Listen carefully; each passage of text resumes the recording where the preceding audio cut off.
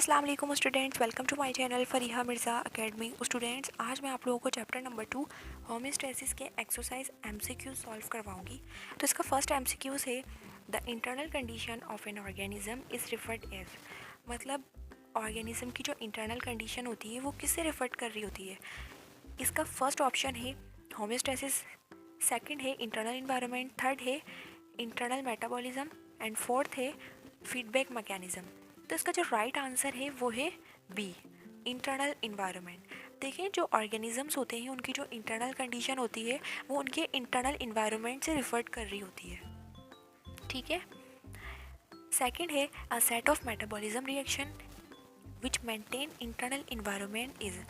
देखिए, एक सेट होता है मेटाबॉलिज्म रिएक्शन का जो मेंटेन कर रहा होता है इंटरनल इन्वायरमेंट को, उसे क्या कहते हैं। इसका फर्स्ट ऑप्शन है फीडबैक मैकेनिज्म, सेकंड है नेगेटिव फीडबैक, थर्ड है ऑस्मोरेगुलेशन एंड फोर्थ है होमोस्टैसिस। तो इस वाले एमसीक्यूज का जो राइट आंसर है वो है डी। ये सारा काम जो कर रहा होता है वो होमोस्टैसिस कर रहा होता है। देखिए, होमोस्टैसिस क्या होता है, ये किसी भी लिविंग ऑर्गेनिज्म की जो इंटरनल इन्वायरमेंट को मेंटेन कर रहा होता है, उसे बैलेंस कर रहा होता है। ये सारा काम होमोस्टैसिस कर रहा होता है। ठीक है। थर्ड एमसीक्यूज है removal of extra liquid water is. जो रिमूवल ऑफ एक्स्ट्रा वाटर होता है लिक्विड फॉर्म में, उसे क्या कहते हैं।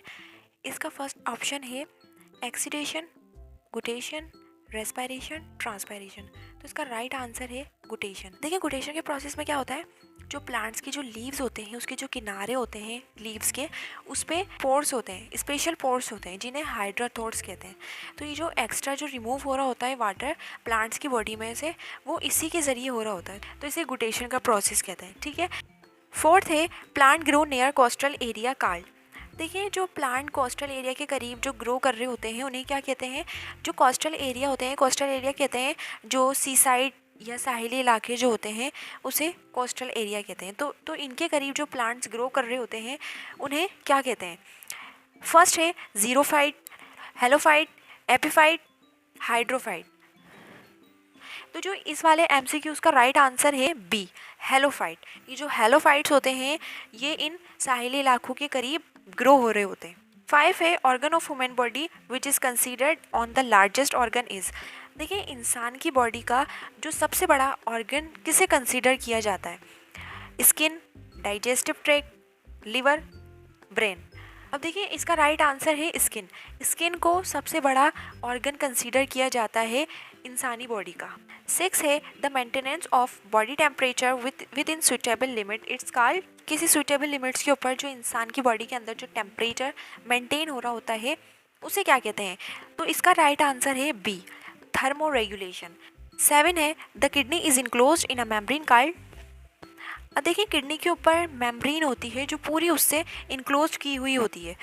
अब ये जो मेम्ब्रेन होती है वो कौन सी मेम्ब्रेन होती है, वो पेरिटोनियम होती है। इसका राइट आंसर है बी। हमने पीछे पढ़ा था किडनी वाला जो लेक्चर था, स्ट्रक्चर ऑफ किडनी जो लेक्चर था हमने पढ़ा था, ये उसके अंदर आया था कि जो किडनी के ऊपर जो मेम्ब्रेन होती है जो उससे पूरी इनक्लोज की हुई होती है वो कौन सी मेम्ब्रेन होती है, वो पेरिटोनियम मेम्ब्रेन होती है। ठीक है।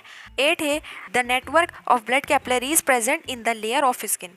अब देखिए, जो ब्लड कैपिलरीज होती है वो स्किन की किस लेयर के अंदर प्रेजेंट होती है। इसका जो राइट आंसर है वो है बी, डर्मिस। डर्मिस स्किन की लेयर होती है और इसके अंदर ये जो ब्लड कैपिलरीज के जो नेटवर्क्स होते हैं वो प्रेजेंट होता है। 9 है selective reabsorption in nephron take place at. मतलब जो सेलेक्टिव री एब्जॉर्प्शन हो रही होती है नेफ्रॉन में, वो कहाँ पर हो रही होती है। इसका राइट आंसर है डी, लूप ऑफ हेनल।